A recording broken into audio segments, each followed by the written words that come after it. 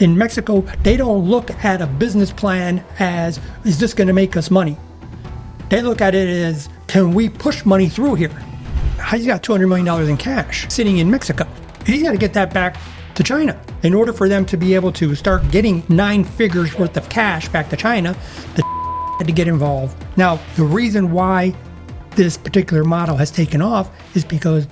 Hey, wanted to go ahead and give you a quick disclaimer. This is a video about money laundering, about how the cartel has changed its dynamic as far as laundering money, and how they are now using a Chinese method that we go deeply into and explain. Pete initially had done an extremely extensive description of that process. It was too much. It was too extensive, it was too complicated, and I just don't think anybody's going to stick around to listen to it. And so we're going to start a little bit into the video so that it's a little bit more fast paced. If you want to see that version, though, we're putting the full version on our Patreon along with the curse words and everything else that we have to cut out of the YouTube video.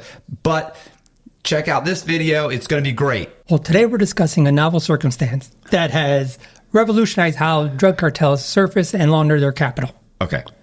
In particular, the advent of Chinese underground banking networks. Drug trafficking organizations, like Sinaloa and Jalisco cartels, cannot make use of their profits without being able to surface the capital. Back when I was active, before the Chinese became involved in laundering drug money for Mexicans, there was a couple of ways to get the drug proceeds back to Mexico or to Colombia. Sinaloa kingpins came together in 1987 to form a collective. The Sinaloa Collective became operational as a standalone cartel in 1989 after the arrest of Miguel Felix Gallardo and the collapse of the predecessor Guadalajara cartel. Los Angeles was adopted by the Sinaloa leadership as the American base of operation. With respect to transporting money to Mexico, that was fairly easy. The cash generated by Sinaloa's American-based distribution network was consolidated in LA and simply physically transported down to Mexico. Essentially, these are what are known as bulk cash transports. That's what $3 million in cash looks like. When I was 22 years old, I participated in a handful of bulk cash transports. The money would be loaded into the trunk of a Toyota, then driven down to the border. While not very sophisticated, it was very effective. Right. Well, how does that work? You drive down there, did you go into Mexico? No, of course not. We don't cross the border. What you do is Why not? No, because that's a separate operation. Oh, okay. See, the group in Los Angeles is essentially a distribution network.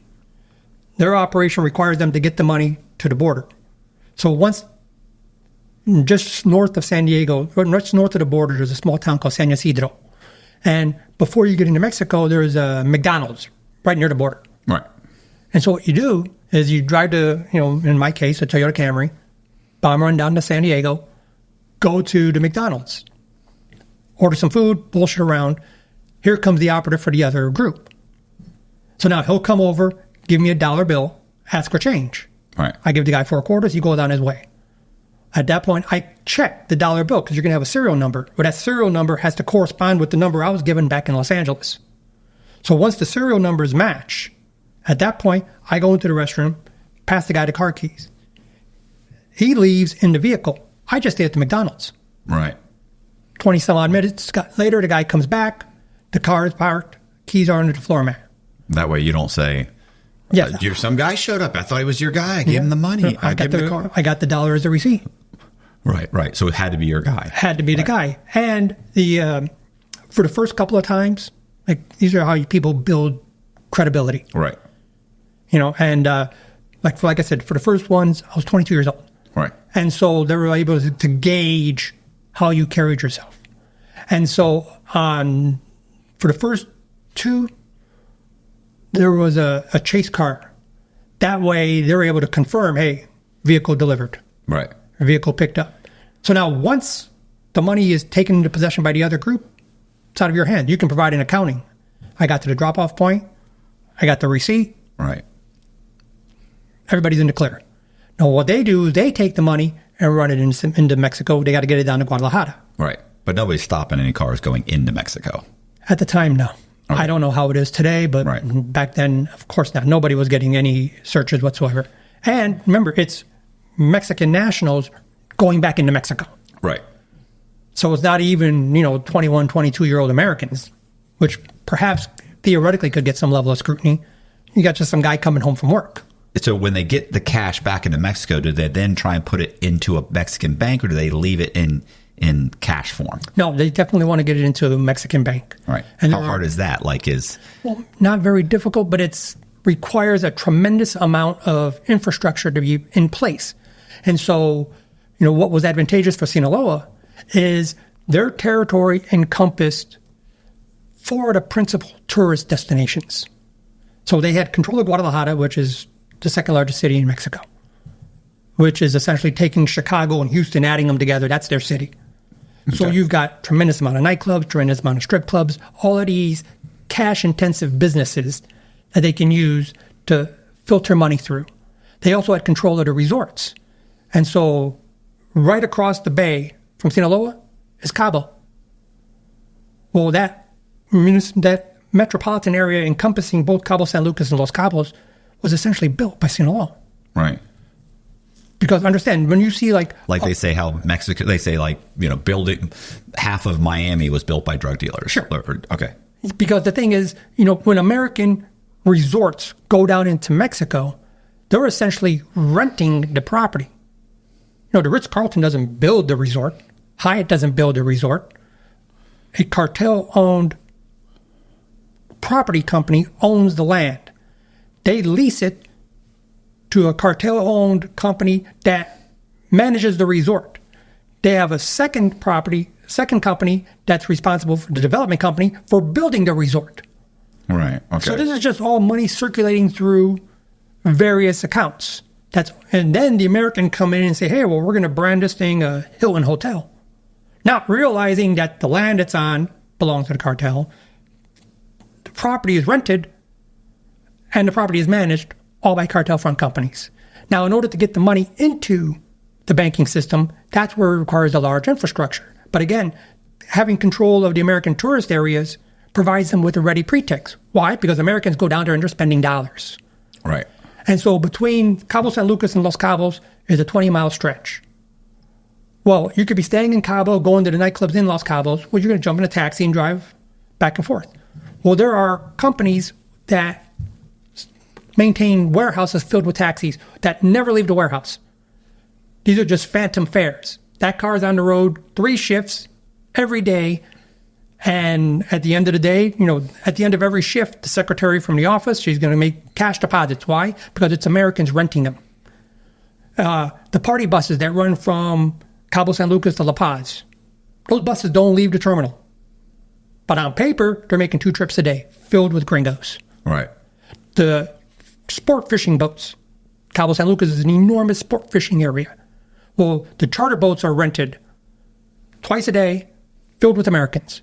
And as you can see, this provides a pretext for them to just say all these cash deposits. Right, right. So if it made $12,000 today, you just say it made 20. We made 20,000. If it made today. 0, you just said it made 20. Right, right. A lot of times those charter boats don't even leave. They just stay in the marina. But on paper, they've made 2 trips filled with 7 tourists. What's funny about that is I have a story. Okay. I think you've heard this before. I have a buddy whose dad took early retirement from Bank of America, took his retirement and went and bought a laundromat. I think I might have told you this. Bought a laundromat. And so of course he goes in, smart guy, he looks at the books. What have you been telling the IRS you made? Mm-hmm. And they're solid. Yeah. Like, it looks great. So, and he's like, look, I want like $500,000 or something for this 1 or 2 laundromats, whatever it was. I think let's say it's 1. So he's like, I want 300,000, let's say. 300,000 for this laundromat. And he's like, damn, it's really doing well. I got a real deal here. So he gives him 300,000, which is essentially a good chunk of his retirement. Buys the place from the guy, and almost immediately he's not making nearly what this guy was making. And so then he ends up saying, okay, well, you know what? Maybe the employees are stealing from me. So he ends up letting like 2 of the employees go and starts working all the hours pretty much himself. He and like his wife or his kid, right? Whoever. Then that's not working. And then he starts running a few more ads. And then he just starts doing all these things. He struggles for 6 months to a year. And after a year, he's basically pulling more money out of his savings account, his retirement fund, to make the bills. Like after a year, he's basically breaking even. Mm-hmm. And he realizes, like, I'm basically working for nothing at this point. So he said, you know what, fuck it. And he closes the whole thing up, and it's done. He closes. A few years later, he's reading the newspaper, and he sees the guy that he bought the laundromat from got indicted. For the past 15 years, he's been running 2 or 3 laundromats at one time. He would run them for 3 or 4 years, and then he'd sell them. But he was laundering money through drug money for dealers or whatever, traffickers or what distributors, whoever it was. He's running their money through, partly to get like 10% of the money is his, and partly, and he's making payments to like phantom employees, whatever. He's helping, making payments on loans that he doesn't have to give them their money back. But his real goal was to build up the portfolio for the business taxes for the actual business. Cause he's like, look, I can run an extra $500,000 through my laundromat and I can pay taxes on it. But after 3 years of doing that, it looks extremely profitable on paper. Mm-hmm. And I can just sell it and I'll make $300,000, stick $300,000 in my pocket. So he had this whole thing. He did it for like 15 years. He got busted. I don't know how much time he got. But of course, you think, oh, well, that's, in a way, I think thinking about money laundering is kind of like, oh, it's almost like, who's really getting hurt? But the truth is, look, my buddy's dad lost his entire, probably half of his retirement. Like he retired with almost like $1 million, $300,000 to get into it, another $100,000, $200,000 to try and keep it afloat for 2 years, and then just completely fucking went under. But yeah, so I mean, it's well, here domestically in the United States, that's a common ploy that's used in Los Angeles. Several decades ago, the most popular athlete on the planet was Bo Jackson. And so this was in the summer of 93. And so me and a group of my buddies were out partying at a nightclub in Beverly Hills called the China Club. And so my buddy comes over, hey, you want to meet Bo Jackson? I lived in Los Angeles, but I was from Chicago. I actually grew up just a few miles away from Comiskey Park. Well, he was on the White Sox at the time. So I go over, I get introduced to Jackson. We bullshit for a little while. No big deal. A year later, I see him again at a nightclub down in Newport Beach. And so I walked over, reintroduced myself. He remembered because there weren't too many guys from the south side of Chicago who had moved to Beverly Hills. Right. And so, we had this whole little conversation. Like I said, we spent a few minutes bullshitting. And then the second time around, he's telling me that he's making an investment. He's taking a look at this nightclub. He's like, man, this place is a gold mine. It's like, do you come here often? And I was like, what? Like I knew it was being used to launder money. Right. Yeah, this is not. And he's like, so I'm like, I come here. It's, it's a little bit, I was actually out with my girlfriend, who's one of her friends' birthdays. It was more like, it wasn't the type of nightclub I normally hung out at. It was more of like a touristy trap place over in the fun zone area in Newport Beach. Right. But it was being used by people to surface capital. And so he's telling me about this thing as a gold mine. He's thinking about making an investment. He's like, you spend a lot of time in nightclubs. What do you think? And I said, look, sometimes things aren't what they always appear. All right. Like I didn't tell him exactly what was going on. I said, just be very careful. He's like, well, because he brought in his accountants. He brought in, It doesn't matter. It's been set up to fool all of them. That's right. It's like, I had one of the principal targets in my case was an individual named Robles. And Robles owned a nightclub down in Orange County that on Thursday night threw the hottest party in Orange County for a couple of years. Probably about 2.5 years. It was a Disco 2000 party. And his nightclub was the host for Disco 2000 on Thursday nights, which, was enormous. Then on Friday and Saturday, it was a standard nightclub. And so he was able to take the proceeds derived from the sale of alcohol with respect to those 3 nights and then inflate it. Right. And so this is actually how I got introduced to the individual Lance Estes, who was the primary target of one of my other conspiracies. Because Lance was head of security at the nightclub, and he was Robles' right-hand man. And so he was responsible for, let's say, if you got 1,000 people all spending $300 a piece, that's $300,000 in gross sales. Right.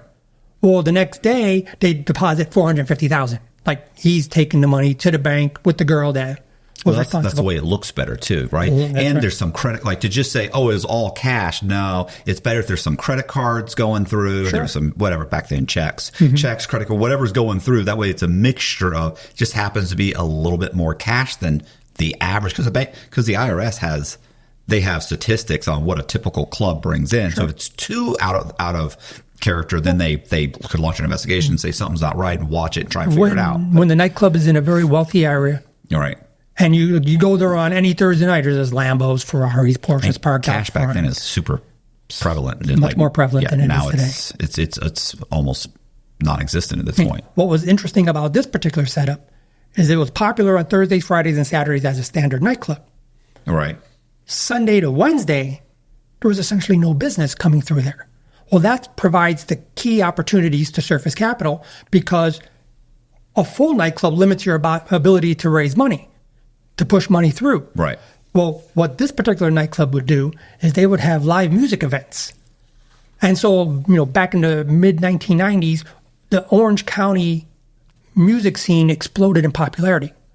Well, back in 93, like in the heart of the drug activity in my case, you had bands like Korn.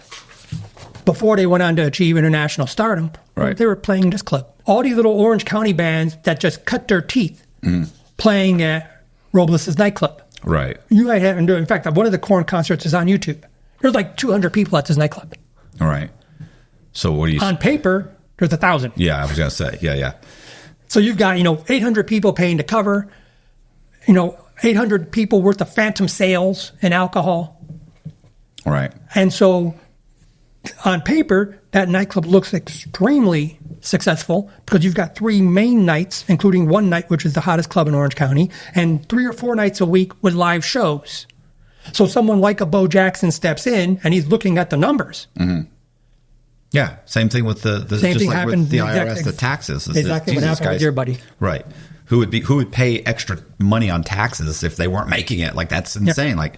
And who would spend 3 or 4 years setting this up? Like, that doesn't happen. So that's what people think. It does happen, but that's what they're thinking. Yeah, it's got to be legit. That's why the nightclub industry, I can speak from personal experience in Los Angeles, was just principally a money laundering venture. Whether it was 2 popular nightclubs in Beverly Hills, there was one on the Sunset Strip, there were at least 2 down in Newport Beach. Right. They're just all pushing through money. Right.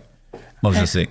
The reason why the nightclubs are really, not only because it's a cash-intense business, but you'll notice a club will have like a 2-year run or 3-year run, then they shut down. Right. Then they'll reopen 6 or 8 months later. Well, that's a model that was generated by the Italians in the organized crime context, because that's how they set up the strip clubs. Because there was a guy who was South Florida. In fact, he's deceased, so I'll say his name, Michael J. Peters, who would go around setting up strip clubs. Like one of the guys in my case met with Peters to get in on a strip club out of Minnesota. And so they'll take a minimum of $1 million investment and they'll funnel it through the strip club. However, the way they would do it is they would take a business that's bankrupt. Mm-hmm. They purchase the bankrupt business to capture the tax loss credits.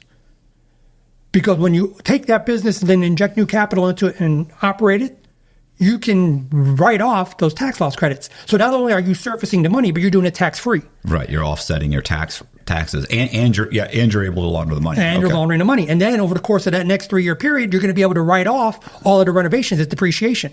So you're laundering the money through depreciation, you're laundering the money through the tax credits, and you're pushing the money through. Then 3 years later, you shut it down, reopen it after new renovations, transfer ownership to another company with accumulated tax loss credits, and just do it again. That's why you'll see nightclubs run for 2 years, shut down, reopen 6 months later under new management. That's just a common device that's utilized here in the United States. In Mexico, totally different. Right. Because in Mexico... Aren't they more money laundering friendly? Well, here's the thing. In Mexico, first of all, there's no 2 o'clock in the morning shutdown alcohol. There's no last call. So they're selling all day. Also, particularly with respect to the nightclubs in the tourist areas. You ever been to Cancun? It's just spring break. Yeah. Every day is spring break. You go to Cabo, every day is New Year's Eve. I mean, it's just, nightclubs are just packed, like a nightclub in Guadalajara. holds 3,000 people. Clubs in Puerto Vallarta and Cabo San Lucas. Clubs in Cancun. Clubs in Mazatlan. Right. These are all controlled in Sinaloa territory.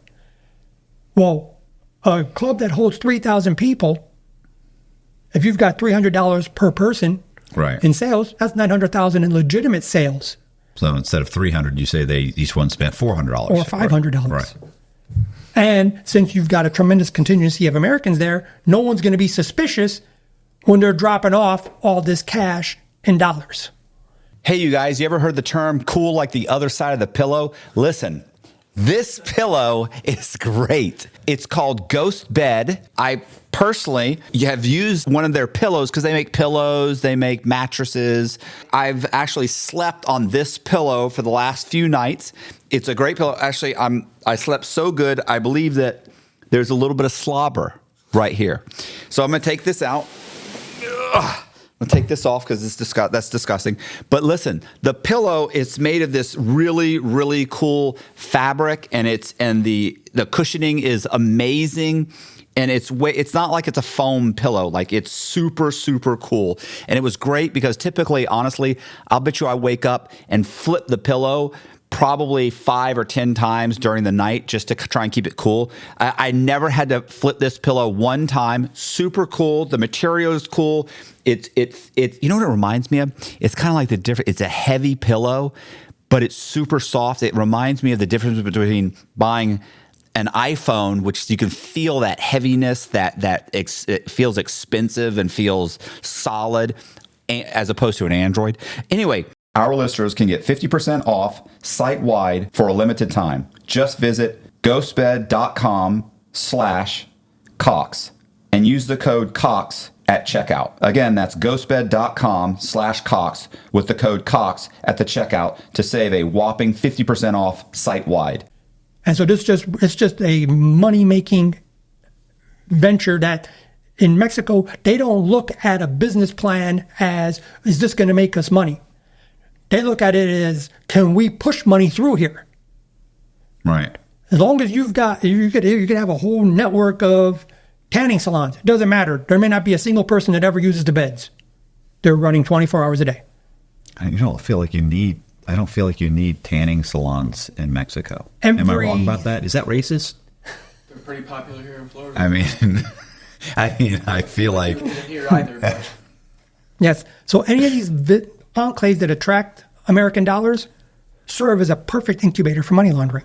In fact, one of the guys that we were friends with in prison, I don't want to say his name, right, but he was a good friend of Arturo Beltran-Leyva. Right. And Beltran-Leyva, Arturo, controlled the Acapulco region.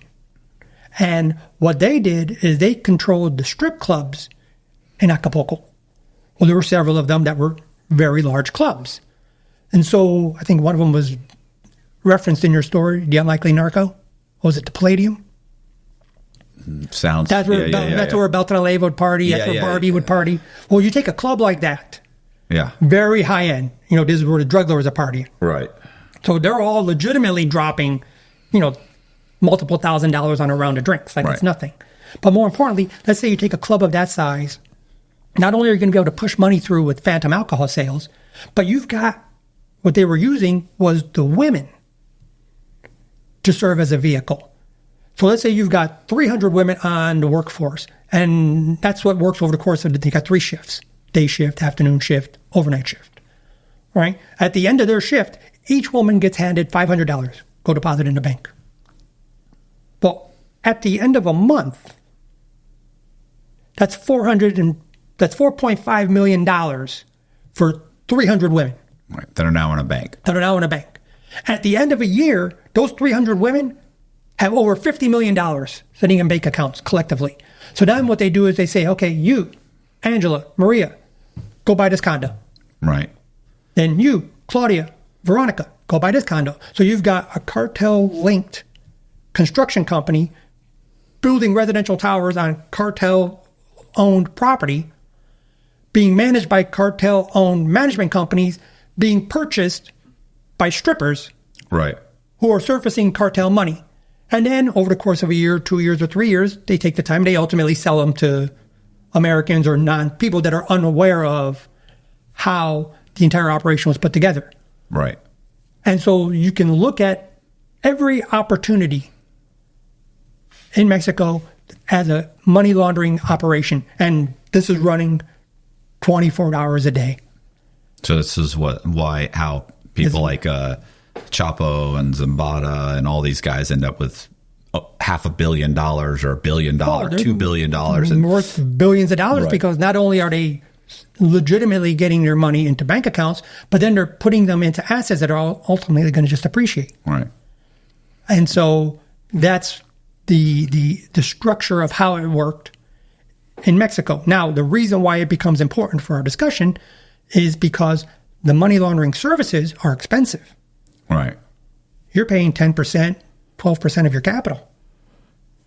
Later on, when you see the Chinese have revolutionized it, the fees have plummeted.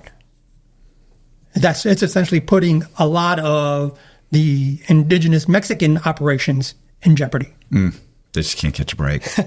So with respect to Mexico, the drug proceeds generated by the cartel operative here in the United States are, for the most part, collected in Los Angeles, transported down to the border area, where Mexican nationals will take possession of the money, run it into Guadalajara, where it's surfaced. That was the old way. That's still being used today, but it was much more prevalent back in my era. Beginning in the 1980s with Operation Polar Cap and continuing through Operation Frontrunner in 2024, Los Angeles has been at the heart of the money laundering operations here in the United States. Long before underground banking, Chinese banking networks began laundering Mexican drug proceeds in 2017. The strategy most utilized by the Mexicans is a scheme known as the black market peso exchange. The black market peso exchange is a form of trade-based money laundering. In this scheme, a cartel operative in Los Angeles arranges to sell U.S. dollars at a discount in exchange for clean Mexican peso using a broker, while at the same time the broker facilitates a Mexican importer's access to U.S. dollars in L.A. to purchase goods from U.S. vendors. Once the goods are shipped and sold by the Mexican business in exchange for pesos, the pesos are turned over to the broker, who then pays the cartel's organization in Mexico in clean Mexican currency. This particular scheme, known as trade-based money laundering, is the process of disguising the drug proceeds by moving value through trade transactions to legitimize their illicit origin. While originally developed by the Colombians, the Mexicans were the ones to perfect it. Trade-based money laundering is often used by the cartels to collect money from their drug sales in the U.S. without having to take the risk of smuggling bulk amounts of cash across borders and without having to convert and wire the money through established financial institutions, which not only carry transaction fees, but also a threat to their illegal activity being detected. The first full year of the Sinaloa cartel's operations in Los Angeles was 1990. By then, the Mexicans and the Colombians had adopted the payment-in-kind business model. With this model, the Mexicans were no longer being paid in cash for smuggling the Colombian product over the border. Instead, the Mexicans were now demanding payment in product. See, this is where, in an earlier podcast, we discussed how the American government dismantled the Colombian networks on the West Coast. Right. By the time 1990 rolled around, there was just one, whereas you had two previous ones that were taken down, and those were the larger ones. Well, suddenly, the Colombians were able to get the product into the United States, but they didn't have the distribution capacity. So who ended up inheriting all that product by default? The Mexicans. So the Mexicans are getting half off the top for themselves. That money's going back to Mexico. That's their proceeds. Then they get the product that the Colombians couldn't sell. They had to distribute that material as well. But those proceeds had to get back to Colombia. Now, getting money to Colombia is an entirely different kettle of fish. You've got a large geographic distance. So it's not just driving the money down to the border. Right. So not only is there the large geographical distance, you also have to understand that the Colombian banking structure was under a level of scrutiny that people today wouldn't be able to really imagine. You and I were teenagers in the 80s. Right. So I don't know how well abreast you were of these type of activities, but the Colombian government, particularly the Colombian cartels, was under a tremendous level of scrutiny that we don't see today, even with the Mexicans. The situation today is a criminal problem or a public health problem with the rise of synthetics. In the early 1980s, the actual pretext, the basis for the war on drugs was a geopolitical struggle between us and the Soviet Union. When Reagan declared his war on drugs in January of 82, well, there'd already been a communist regime in the Western Hemisphere for 2 decades, in Cuba. Right. And we had taken numerous attempts to try to destabilize and undermine that regime, unsuccessfully. Well, in the early 80s, you had a second regime take hold. In Nicaragua, the communists or the socialists, backed by the Soviet Union, won the election. But they took over power in that country. So for the first time, you had 2 Soviet client states in the Western Hemisphere, and you had revolutionary insurgent groups operating in Guatemala, operating in El Salvador, operating in Honduras. It's looking like the commies are on the march. And so from the Reagan administration's perspective, the Colombians became a threat. The cartels became a threat, not because they're communists or communist sympathizers. No, these are just hardcore capitalists. But what the Colombia's mistake was is that they failed to appreciate how the Americans were going to view their activities, which indirectly supported the communists. So when they're flying their planes from Colombia to Miami, or later on from Colombia to Mexico, they're stopping off in Nicaragua because they need to refuel their aircraft. Well, who controls the territory? The communists. So they clear-cut a landing strip, plane lands. They're paying cold hard cash every time they land. They're paying cold hard cash for the fuel. Well, this is an indirect source of capital for the local indigenous groups that is coming independent of the Soviets. Right. So now suddenly the Colombians became perceived of as a threat because you're supporting these guys, not politically, you're supporting them financially. I always heard that that Castro did the same thing. He basically leased out his space for a few years or something until he eventually stopped. But that's what I heard. Well, that's why you had this panic set in. This is ultimately what gave rise to the Iran-Contra affair, where we were supporting the Contras fighting the Nicaraguan Sandinistas. Right. Did you see American Made? No. That's a good movie. Sorry. Okay. Well, Tom Cruise. It talks about it goes over. It's a SEAL. I forget his name. Barry Seal? Barry Seal. Yeah. It's his whole thing. They do a huge thing on the Contras. And I never saw it. Okay. And so anyhow, the point being here is because of geopolitical concerns, the Colombian banking system was under a tremendous amount of scrutiny. You didn't want to be in the United States doing business with the Colombian because all your financial transactions are being monitored. You got agents visiting you. I mean, it's just nightmare. It was just a nightmare. And so when the Colombians originally came up with, they're the ones that created the black market peso exchange. And they were using that as a device to get American dollars sold to Colombian businesses to buy product from American vendors. Well, once the Mexicans took over the distribution, they took the black market peso exchange concept and they personalized it. And for the purposes of getting the money to South America, they excluded Colombia. And so, like I said, the first full year of Sinaloa's operation in Los Angeles was 1990. Well, this was actually how I cut my teeth. I got recruited in January that year. I was 20 years old. Right.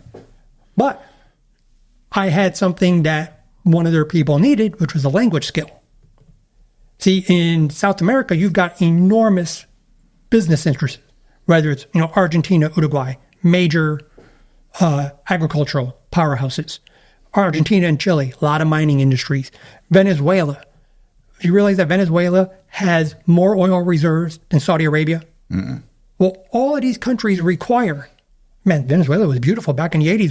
The last time I was there, growing as a teenager, it was like being in Miami.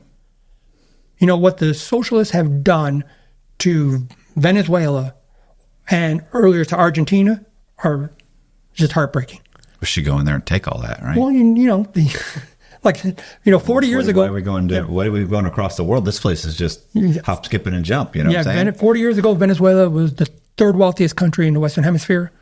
100 years ago, about 120 years ago, Argentina was one of the wealthiest countries in the world. In fact, when the Nazis left Germany, that's where they went. Yeah. They went to Argentina because it's such a high standard of living. Yeah.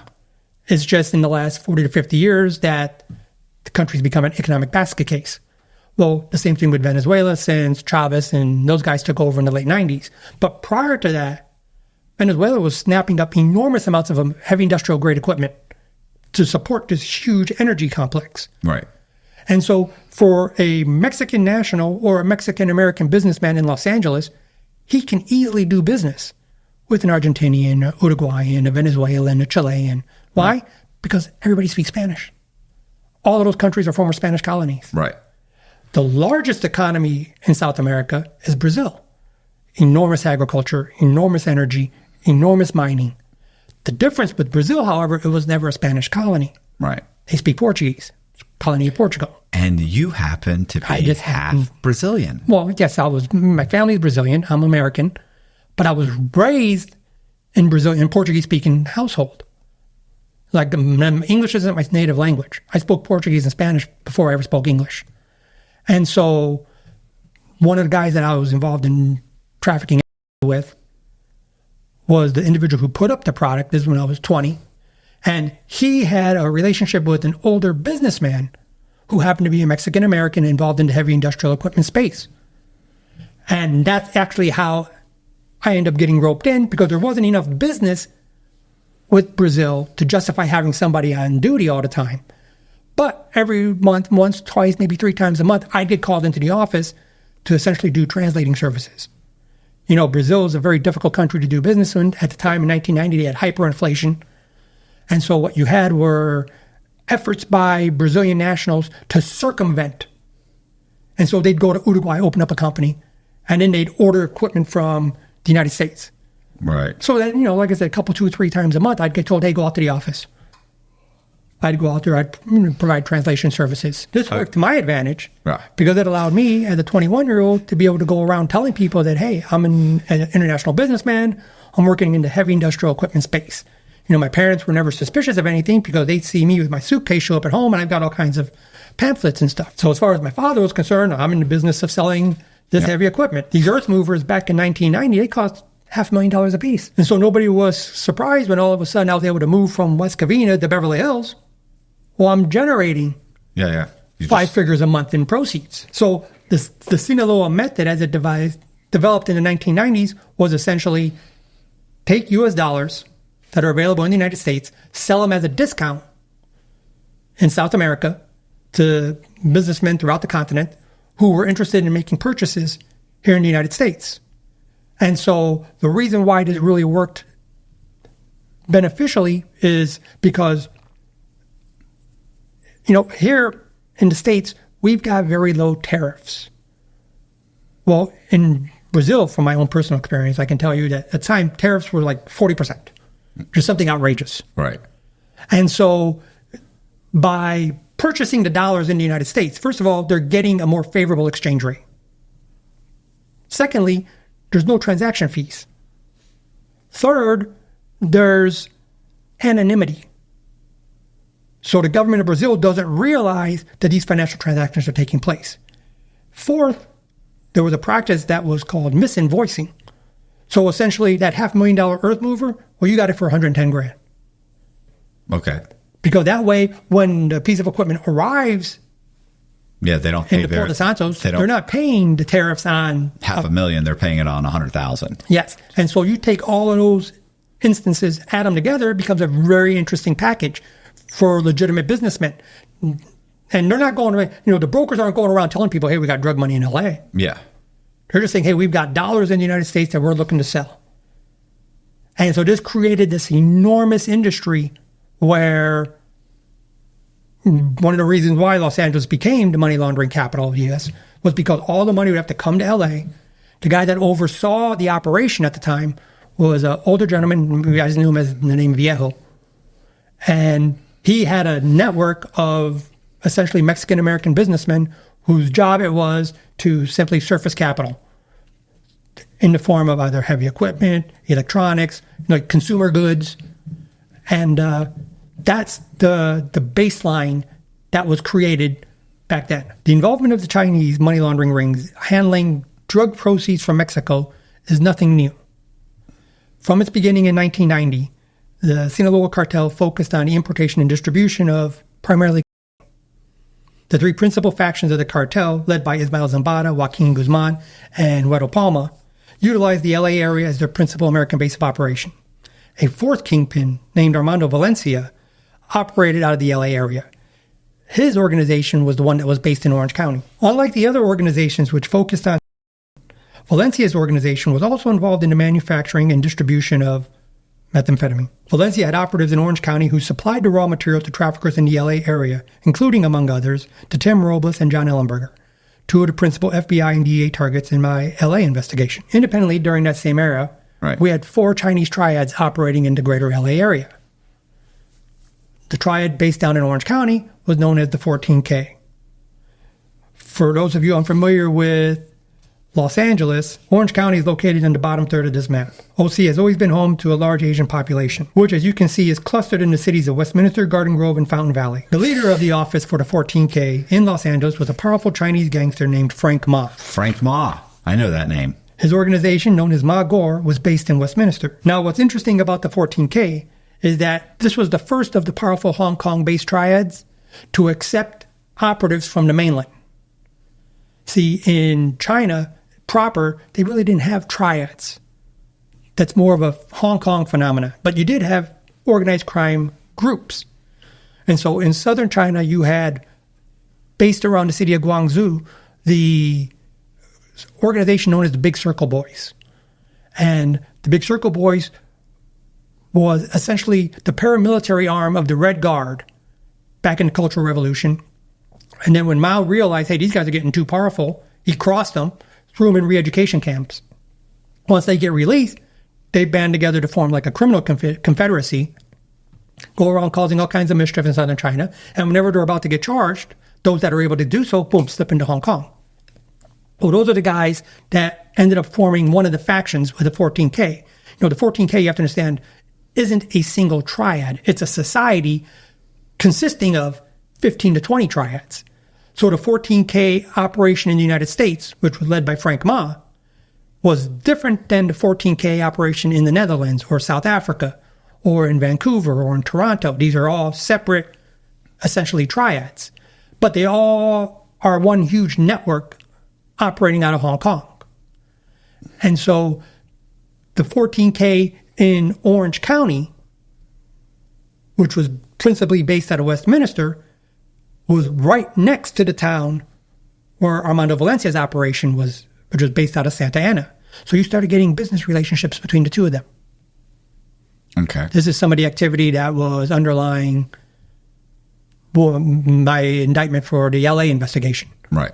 And so you had a business relationship that got developed between the 14K and the Valencia faction of the Sinaloa Collective in the early to mid 1990s. Now, where things took a turn is that by, in the mid 1990s, the American Department of Justice initiated attack against the domestic production of synthetics. And so in 1994, the DEA characterized a lab that was able to produce 10 pounds of material as a super lab. Okay. That was the 1994 super lab. My case derived a lot of attention because in mine there was, several transactions that were over 100 pounds at a time. Right. So it was 10 times bigger than their baseline. Okay. Well, this concentrated effort by the authorities to undermine the domestic production resulted in creating a vacuum where the Mexicans were able to step in. And so you had the Valencia organization, based out in Guadalajara, step in to fill the void. They entered into a relationship with a guy named Amezcua, his operation, also based in Guadalajara. They're producing the raw material. And so Valencia needs to start developing his own independent source for the precursors. Well, his operatives in LA, in Orange County, knew a bunch of Chinese guys in Orange County. And it just so happened that the guys in Orange County, that faction of the 14K, was the faction that took guys from the mainland. And so now they were able to say, hey, do you guys have any connections to obtain precursors? Well, in the Chinese culture, there's a concept called guanxi that's critical to understand, and it's a system of reciprocal obligations that are created through networking. And so pretty soon, word gets put out throughout the network. Does anybody got any connections? Well, maybe somebody's got a brother that works at a company, or maybe somebody had a brother-in-law. Eventually, they were able to find enough business relationships where the Mexican faction of Sinaloa operating the Millennial Group, it was technically called. The Millennial Group was able to begin purchasing precursors from China, sending the materials into Mexico for them to take over the manufacturing. Well, that's the first iteration of the Chinese because they had to be able to get the money back to China. Right. See, this wasn't laundering Mexican proceeds to launder Mexican money. This was surfacing the capital for the purposes of paying for the precursors. Okay. And so that's where you've got a concept that's well over 1,000 years in the Chinese community, in the Chinese culture, called Shei-Fan. And so in English, that translates to flying money. Now, that's actually a misnomer because the money doesn't actually travel anywhere. It's just a transfer of value system. This is common throughout ethnic groups throughout the world. Sometimes, we've got it really good here in the United States. And we're blinded by how other cultures don't have it as well. Here you drive to, you're right outside of Tampa. Well, every one of these little towns has got a half a dozen banks in them. You got a Wells Fargo branch, you got a Chase branch, you got Bank of America. Right. They don't have that in China. They don't have that in Honduras. Outside of this area here, you got all this agricultural land. Who do you think's picking the crops? Those aren't conservatives wearing MAGA hats. Right. Those are guys from Honduras or Nicaragua or El Salvador where they need to get their money home to their families in the form of remittances. So what they use is called black market money exchanges. Well, the Chinese have been doing this for 1,500 years. This is part of their culture. Right. And so the triad, the 14K, tapped into this pre-existing Shei-Fan network to get proceeds from Mexico to China to pay for the precursors. Now, they're charging another 6%, but hey, you're making a fortune on the synthetic. It's just a modest fee to pay. But this was set the predicate. This is when the Chinese first started moving money for the Mexicans. Okay.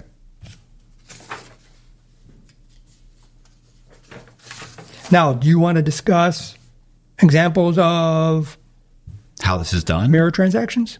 I think it's when you've got somebody here where somebody can go and give them $500 and I got $500, and then they basically contact another group or whatever in China, and they say, hey, John so-and-so just gave me $500, and then his family can go to them and say, hey, there's $500 waiting for me here, and they give him $500, and they take a cut, obviously, but that's it. No money actually goes back and forth, and then at some point, maybe quarterly or yearly, they have a reconciliation of the accounts where they say, listen, you're $300,000 ahead of me. You got to get me $300,000, something like that. Correct? Yes, that's very prevalent. Like I said, throughout ethnic communities in the United States. So if you're someone who's from the Dominican Republic, you move to New York, it's a large Dominican population. One of the locals is going to take you around, introduce you to all the stores and all the bodega owners. Right. Well, once they get comfortable with you and they know you got your grandmother lives in Santiago and your fiance lives in Santo Domingo, and 2 or 3 months later, say, hey, I got to give some money to my mom. How do I do that? How do I do that? Every one of these bodegas handles it. Right. And so this underground banking system is prevalent throughout the United States. Like I had to utilize the services once because in 94, I traveled down to Brazil. So it was initially going to be like a 6-week trip. I was going to, from the week of New Year's, like right after Christmas, through Carnival. Right. And so I didn't realize, prior to that, I would go every year up until the age of 15. Well, I was always a child. Right. Like, when you're 14 or 15 years old, you're not paying for anything. Right. You're staying at your uncle's, you're going with your grandparents. So it's when I returned as a 24-year-old that I'm now, staying in the Beverly Hills section of Sao Paulo. Well, my apartment in Beverly Hills was $4,000 a month. The house up in the Hollywood Hills was $7,000 a month. The apartment in Sao Paulo, $8,000 a month. Like it was twice as expensive in Sao Paulo to live at that strata as it did in Beverly Hills. Right. Like I didn't realize just how much expensive everything was. I ended up getting roped into going to a couple of weddings. I had to go buy suits. I had a lot of nice suits at home. But, in LA, you drop $2,000, $2,500. $3,000 is a lot of money for a suit back in 93, 94. In Brazil, you're paying $5,000 for the same suit. Like everything was 30, 40% more expensive than in the United States. So you ran out of money. basically I ran out of money. And well, here's the thing also you understand is down there, the currency was essentially debased. And so you don't want to hold money in their, monopoly money, but at the time it was called cruzeros. Because it's literally decreasing in value every day. Right. So now I traveled down there. I took money with me. I took about $40,000 in cash, thinking, okay, that lasts 6 weeks. Right. I'm down there a few weeks. I'm already running out of money. Right. And I got involved with a woman that was one of my cousin's friends. So I ended up staying extended trip another 3 weeks. Then I extended it another 3 weeks. I ended up staying for basically 3 months. And so I needed to re-up on money. And so, I called my buddy Aria back in Beverly Hills, say, hey, send me some money, because he was the guy that was responsible. Aria Narcogiovanni owned businesses. Right. All my other friends were flakes. Right. But he's the one guy that I knew, okay, I can call him. Even though he was part of the Beverly Hills faction, I was part of the West Covina faction. We were the two responsible ones in our respective groups. Right. So I call up Aria thinking, hey, below $10,000, structuring. Right. Send the money. We're not going to trip anything. Turns out I was mistaken. To do international transfers, anything over $3,500. So I contact Aria. He goes to send me $9,500. He's like, hey, I can only send you $3,500. Because he couldn't, he had legitimate businesses. He couldn't run the risk of running afoul. So I'm like, well, crap. So I had Aria send me $3,000. Then I called Joey Escoboza, send me $3,000. Call Sean Fincher, send me $3,000. Kyle Martinez, send me, basically I was able to get another $15,000.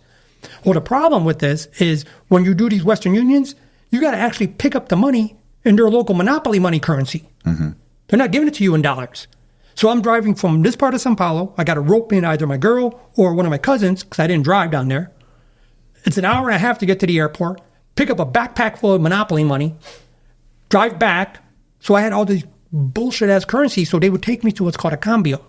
And cambios are common throughout Latin America, where it's essentially a money exchange. And so they buy your cruzeros and sell you back dollars. And so after about the third or fourth one of these, and they knew that I was an American, and because my cousins would take me. So they're vouching for me. Oh, yeah, my cousin from the States.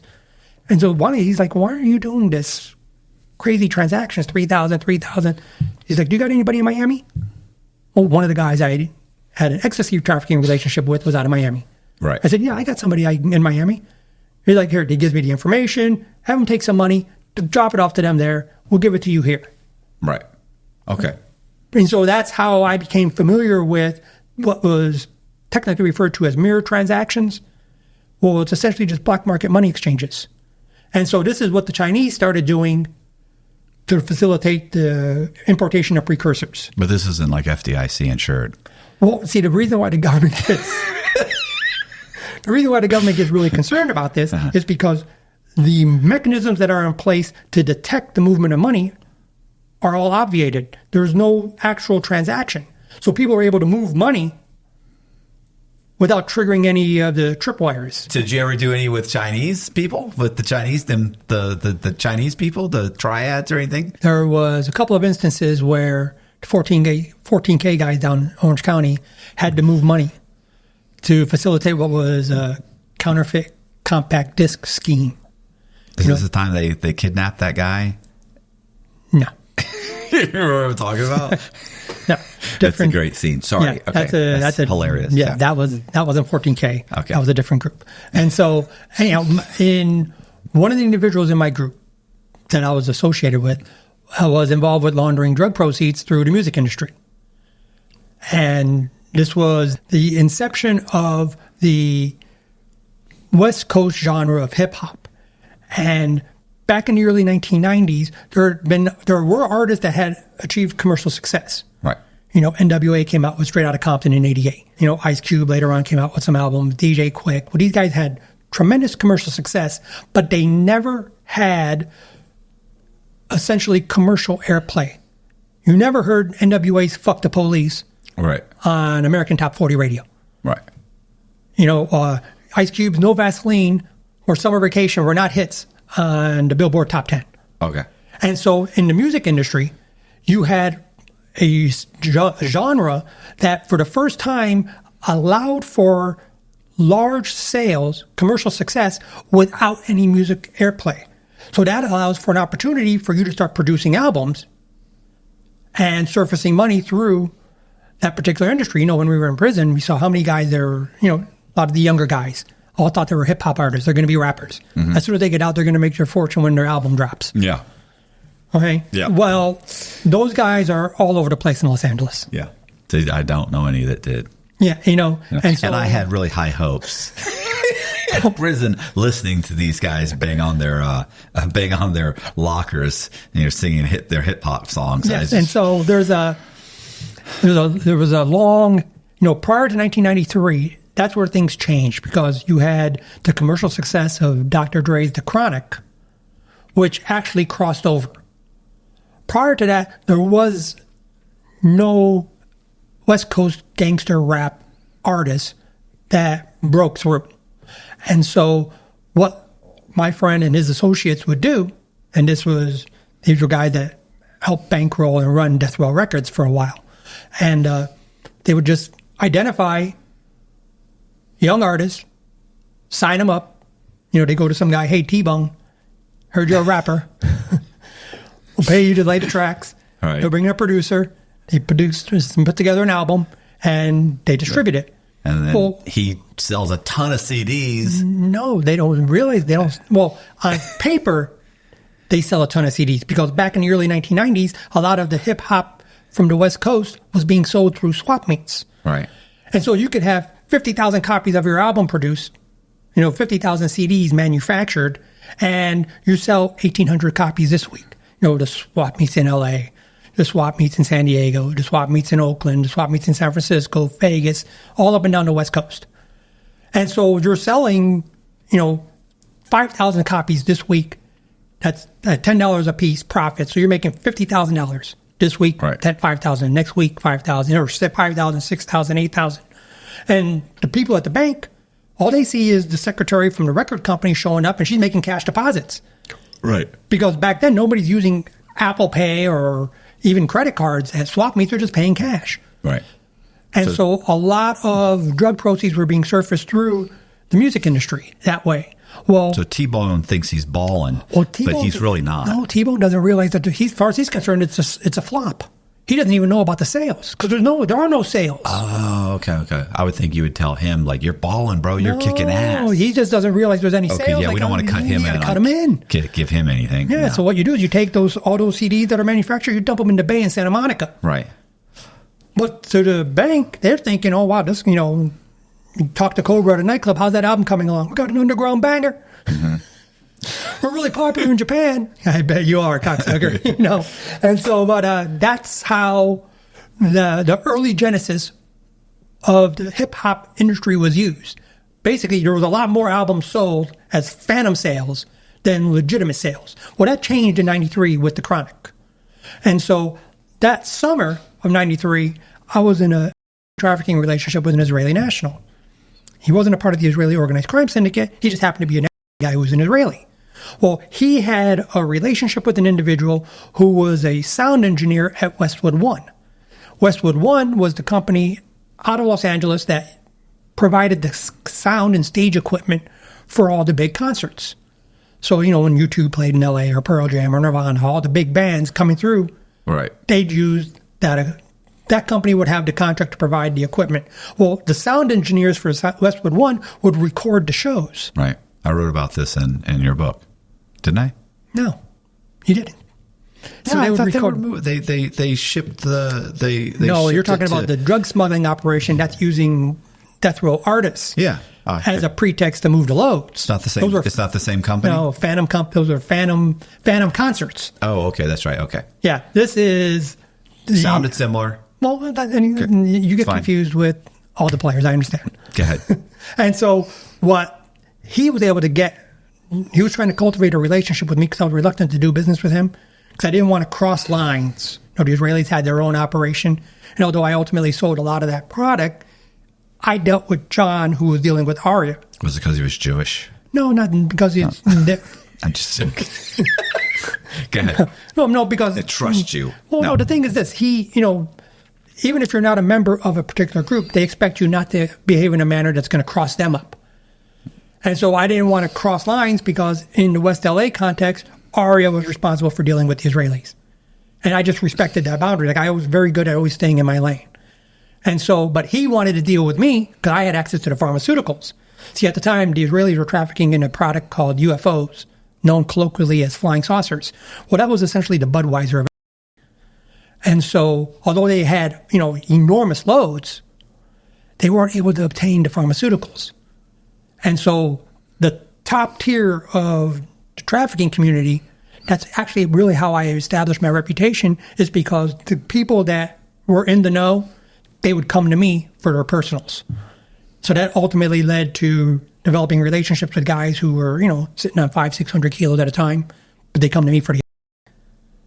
So that created like the little of a segue. And so, long story short, the Israeli guy's trying to cultivate a relationship with me. I'm a little reluctant to do business with the guy. Well, he knew that I was a music aficionado. I'd go to concerts all the time. So one night we're all partying at a nightclub called Bar One, and he's like, "Hey, come out to the car with me. I want to show you something." So I go out to the vehicle, and he breaks out this, the old school CD case, had like 30 CDs in it. Mm-hmm. And he starts handing them to me. And it's like Pearl Jam, Nirvana, Jane's Addiction, U2. And I'm just like, and I had all their albums. Right. Like, what the fuck are these? And he explains to me they were live recordings. But they were, digital copies of original master recordings. And so, here, the government ended up seizing a whole bunch of these. Like, this was the one for 1992 Lollapalooza. Right. And so this is like bands that back in the early to mid 1990s, we had all the Guns N' Roses, we had all of Jane's Addictions, we had all of these bands that were enormous commercial success, where we're getting digital copies of the original master recordings of their live concerts. That's ultimately how he was able to, hey, I'm hooking you up with these, boom, boom, boom, boom, boom. And it's like, all right. So I started doing business with him in the ecstasy context. He became the connection for this compact discs. Okay. So now what we wanted to do was take these and create a separate revenue stream. Not only was capital being surfaced through the hip-hop genre with the CDs going into Santa Monica Bay, we could legitimately sell these. Now, the problem with these type of artists is that if you go to any domestic compact disc manufacturing company and you're a small business owner and you show up with the original master recordings of T-Bone's album, right, they're going to have no problem. Yeah, you want 25 copies, we'll make them for you. But if you show up with U2, or if you show up with Pearl Jam or Nirvana, they're going to be like, hold on a second. They'll take the order. We'll get your 50,000 CDs made for you. No problem. Then as soon as you leave, they pick up the phone. They call the FBI. Right. Or before they call the FBI, they're going to call Universal Music Group. Right. They're going to call Warner Music Group. They're going to call Interscope Records or Island Records. We got a guy here with a master recording of a live concert for U2, and he wants 25,000 copies of the album. And they're like, well, we didn't authorize that. Right. Then they bring in the FBI. So in order to get around having some essentially do-gooder cause a problem. Those do-gooders. We had to come up with a way to get the CDs manufactured, but not rely upon any American domestic manufacturing production. Right. Well, another guy I was doing business with was out of Las Vegas. He was running up to Vancouver, British Columbia. Well, the guys on the British Columbia end purchasing the product were Chinese, the 14K faction in Vancouver. So he ends up discussing the matter because I explained to him my problem. Like, man, this is screwed and we can't get this stuff made. And so, back then I'm making cassette recordings of the albums for all my buddies. Right. And they were like all trying to get their hands on, we didn't have the ability to burn CDs. Right. That was 5 years later, And so he starts talking to the Chinese guys up in British Vancouver. Well, the guys in Vancouver, this is the essence of Guanxi, one of them calls a 14K operative in Toronto. Well, the 14K in Toronto do a lot of business with the Italian mafia. Well, one of the 14K guys in Toronto talks to an Italian mob guy in Toronto. The Toronto mob guy calls a guy in Italy. Says, yeah, sure, we can get this done. And they're not going to report it to the FBI. Right. So all of a sudden, we were able to now develop a capacity. That's why if you look at all these albums right here, it says, right here across the bottom, made in Italy. Right. Well, they were all produced in Italy because the Italians weren't going to pick up the phone and call the FBI. Right. And so now you had the ability to get the CDs manufactured on the one hand, but now we had a second problem. How are we going to get the money to Italy? So my buddy from Vegas discusses the matter with the guys in Vancouver. The guy in Vancouver calls a guy in Hong Kong and says, hey, who do we got in Italy? Oh, there's a 14K faction in Italy. So then the 14K guy in Vancouver tells my buddy, hey, have your buddy in LA go drop off money to this guy in Orange County. So essentially you've got a guy from Vegas, white guy, talking to a Chinese guy in Vancouver, who's talking to a Chinese guy in Toronto, who's talking to a mob guy in Toronto, who's talking to a mob guy in Vegas, or in Italy, to arrange the production side. Then it's a separate group with 14K guy in Vancouver talking to another Chinese guy in Hong Kong who says, take the money to the Chinese in Orange County. Me and my buddy drop off the money in Orange County. They get the money in Italy. Well, that's Fei Chen. Right. The money never traveled. Yeah. And that's how we were able to get all these CDs made that ultimately caused quite a bit of problems. Right. What's another, $1 million in fraud just in compact discs? Right. Were you charged with that? No, I was already in so much other trouble. They didn't charge me for the They just compact let that disc. go? They let that go. We're going to let the CD, we're going to let the counterfeiting go. Oh, thank The you. telecommunications fraud, they let that go. All right. The counterfeit credit cards. Well, that's actually how. So that's what led to the counterfeit credit cards. Because up until that point, I was manufacturing credit cards, but I wasn't doing it on scale. I was just doing it for us to be able to use, to go fill up the boat with gas. Why didn't we talk about any of this in the book? Because you didn't want... You wanted to make me look bad, scumbag.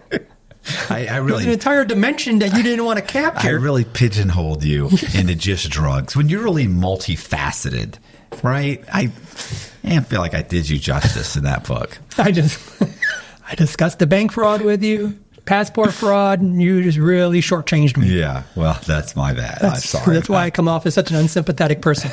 Yeah, that's it. It's all me. Yeah. And so, anyhow, that was an illustration of how you move money, whether it's through ethnic groups or whether it's through the Chinese. And so, this is the segue now for the black market peso exchange in China. Great, let's do that. Well, as indicated earlier, trade-based money laundering schemes have been utilized now for decades in Mexico. Where it transitioned into the Chinese context is by the early 2000s, a Mexican drug lord named Nacho Coronel. Oh, that's Nacho? That's Nacho. I always thought he would be older. Nacho Coronel formed a business relationship with Armando Valencia, where the two of them took the production of synthetics to what was essentially an industrial scale. Well, the purchase of the precursors was done through, of course, the Chinese. This individual, Zhen Li, was a Chinese businessman operating in Mexico. Now, he achieved legendary status because it was the investigation targeting this individual who resulted in the seizure of over $200 million in cash from his house. Oh, jeez. That's a spare room. That's That online. Right? Jesus. Here's the guy's house right here. Here's the room full of money. That's one operation. So now, this individual, he's got $200 million in cash Right. sitting in Mexico. He's got to get that back to China. Right. Well, there is no Fei Chen network that could handle that kind of Volume. I mean, that's just an outrageous amount of money. And that's not the only individual. There's a number of these guys that were the brokers. Remember the guy in prison that was talking about how they were buying, so many containers that they were hiding it in the Chinese rugs? Well, these are the kind of individuals they were buying that from. Right. And so in order for them to be able to start getting 9 figures worth of cash back to China, the Chinese had to get involved with trade-based money laundering. And that's where it really started taking off, because they said, okay, well, if the Mexicans are going to charge 10 or 12%, we're going to charge 6%. So they're already undercutting coming in the front door. Jeez, you think you just drop it at maybe 10%? No. I mean... No, because here's the thing. And now normally you would say, well, something's going to happen to this guy for undercutting all the other people. But they need him for the precursors. So he's essentially untouchable. Okay. And so now it's a race to the bottom who can lower their fees to keep up with the Chinese. And so what they were doing is essentially what the Mexicans were doing, but instead of buying goods from American vendors, they're buying it from the Chinese vendors. So, you go into any Walmart here in the United States and you're going to find a bunch of crap from China everywhere. Right. But that's how it is in Mexico. So whether they were buying containers full of clothing, consumer goods, electronics, everything that was coming from China essentially now became a tool to surface capital through trade-based money laundering schemes. All right. Now, hold on a second. Okay. So from the 2000s up until the 2010s, this was in conjunction with the Chinese-Mexican operation in Guadalajara, while there's still a parallel operation going on in Los Angeles, the black market peso exchange, standard conventional model. Well, that really blew up in the early 2010s when there was an investigation called Operation Fashion Police that resulted in raids of over 200 businesses. And and this is all in Los Angeles. You know, LA is such a prime hub for money laundering because LA's got the largest fashion district in the world. It's got the largest jewelry market in the world. Well, all of these have been embroiled in repeated money laundering scandals. And so when they did the raids in connection with Operation Fashion Police, they recovered like $75 million from one company. My money's just boxed up, or they're just buying clothing and materials and shipping that to Mexico. They got $35 million out of a house in Bel Air. They got tens of millions out of an apartment in downtown. All right. Well, that 2014 operation resulted in the loss of nearly $100 million. But more importantly, it dismantled a lot of the Mexican infrastructure. So now, who are the last guys standing? The Chinese. So suddenly, the Chinese black market peso exchange became much more important because the Americans are drawing too much heat. You can't be taking 9-figure losses and while paying twice as much. Right. Whereas all you can do is take the money, put it in a Toyota Camry, drive it to the border, and give it to the Chinese in Guadalajara. Let them take care of it for half the price. And you don't have to worry about the Americans raiding, you know, the vendors that they were surfacing the capital through. Right. It's all in Mexico. That's right. Justice Department officials in Los Angeles have accused Chinese underground banking network of partnering with the Sinaloa cartel to launder Sinaloa drug proceeds. Now, here's the twist.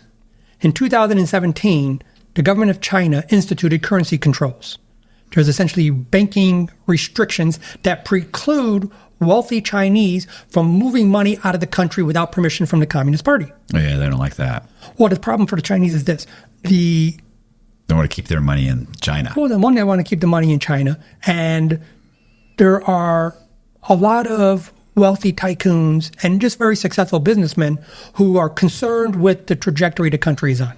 What do you mean? You mean like is it possible that their real estate market, their real estate market isn't stable, or their banking system isn't stable, or their stock exchange isn't stable? It's more of a collision with the Americans, where you saw, you know, the United States essentially start sanctioning Russian banks, right? Or Western-led countries saying, "Well, we can confiscate this $300 billion in Russian reserves," right?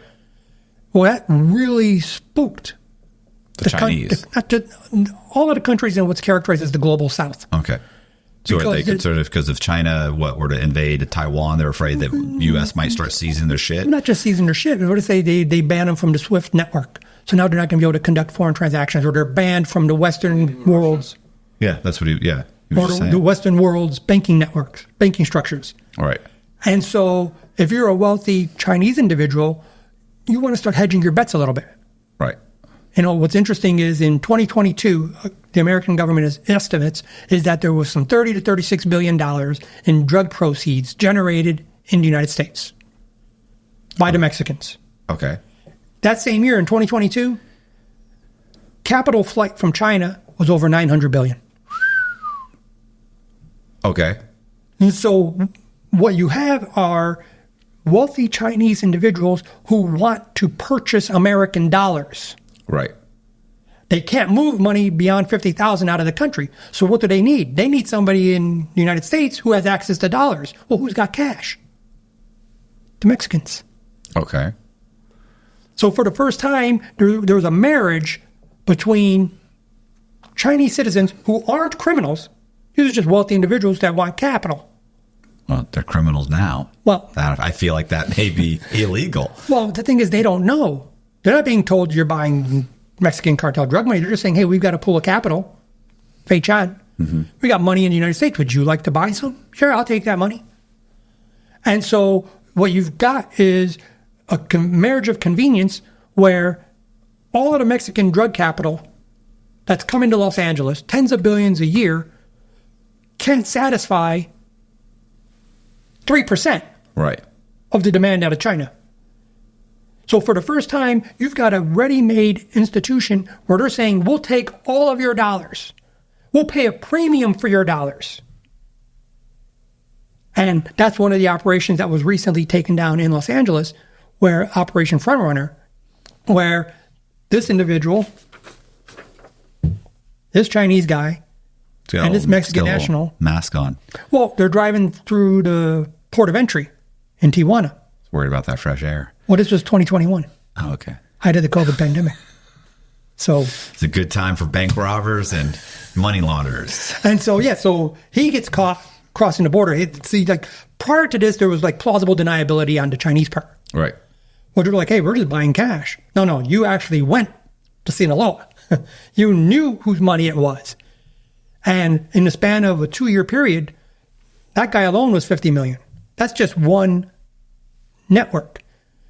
Right. Now imagine dozens of networks Yeah. all up and down the West Coast. They've completely disrupted the Vancouver real estate market, the San Francisco real estate market, the entire pockets of Los Angeles that are now predominantly Chinese, where people aren't actually living in the houses.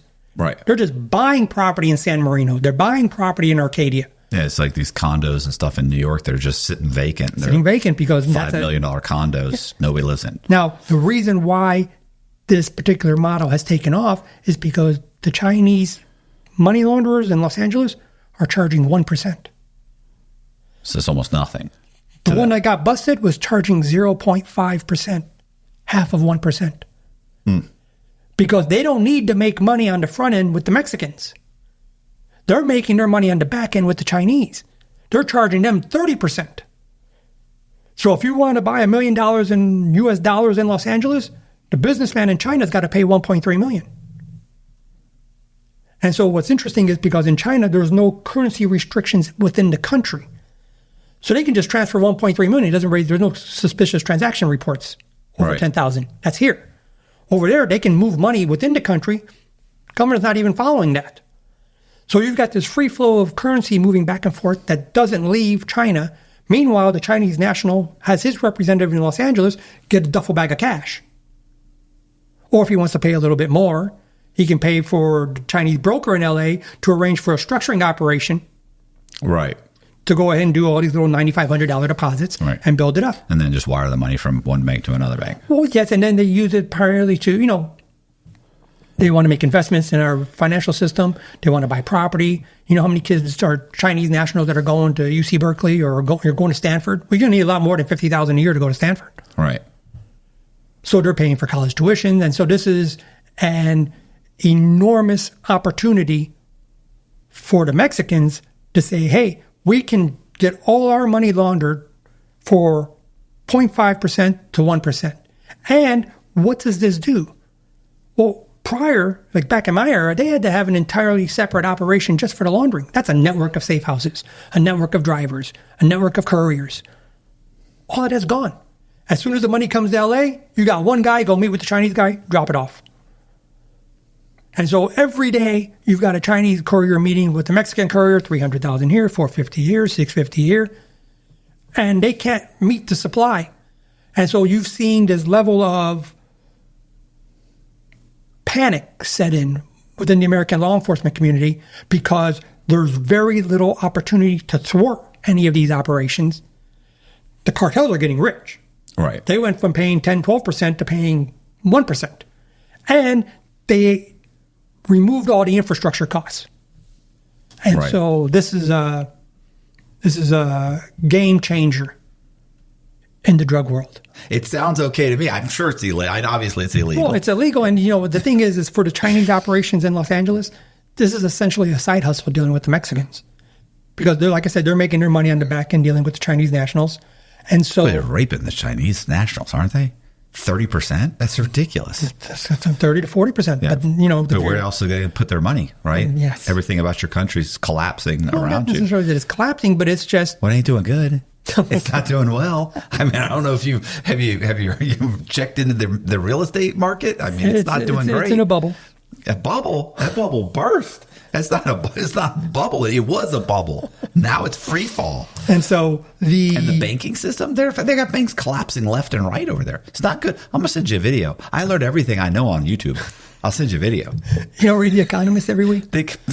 Economist is anonymous. Well, here's the thing that you have to understand, that this is also an opportunity for the Chinese government to work with their American counterparts. Because when we're talking about the Chinese, oh yeah, that's right. Communists aren't involved, and this is actually, just a couple of weeks ago when he had the press conference, the U.S. Attorney in Los Angeles was praising the assistance of the Chinese government. That's right, because they're shutting it down because they don't like it. They don't like this at all. They don't want the money leaving. Right. So for the first time ever, they're like, "Hey, let's work hand in hand to stop this." Well, like before, whenever you had, whenever our government indicts, Chinese state-sponsored hackers, right. They never hand those guys over. No, they're running around snatching people up. Right. In China, like you give them a name, they go grab these guys. Like that guy here in the car, they snatched him up, sent him back. And so this is an opportunity for the two sides to actually come together. But in reality, there's almost no stopping it. There's no stopping it. Right. The networks amongst Chinese nationals, the underground banking system is too well established. And the only way to essentially undermine this would be for the Chinese government to change the reporting requirements within China, or seems reasonable, loosen up their restrictions on capital flight. But until either one of those two are taking place, there's going to be very little opportunity for the American government to stop this, particularly where you get a city like in Los Angeles where we have 4 triads operating. One of them is ethnic Chinese based out of Taiwan. But the other 3 are straight in China. And so when you've got a Chinese organized crime network sitting on top of a 1,500-year-old financial network, sitting on top of a pool of money right, that's begging to pay 30 or 40% premiums. Yeah, you're not going to be able to really stop that. That's right. Especially since it's so since you don't need a whole bunch of people to be involved either at this point.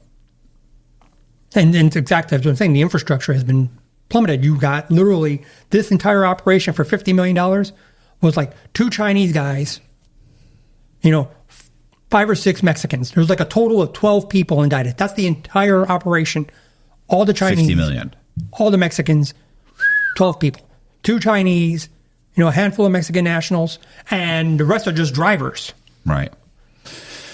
And so that's what... She's not going to be happy about this. So anyhow, that's what you wanted to discuss, this development, and we put this together for you. Hey, I appreciate you guys watching. Do me a favor, if you like the video, hit the subscribe button, hit the bell so you get notified of videos like this. Leave me a comment, share the video, and please consider joining my Patreon. It's $10 a month, and we have Patreon exclusive content. And also the $10, it really does help Colby and I make these videos. And on a video like this, Colby's going to have to work really hard, and that extra $10 goes a long way. I really appreciate it. Thank you very much. See ya.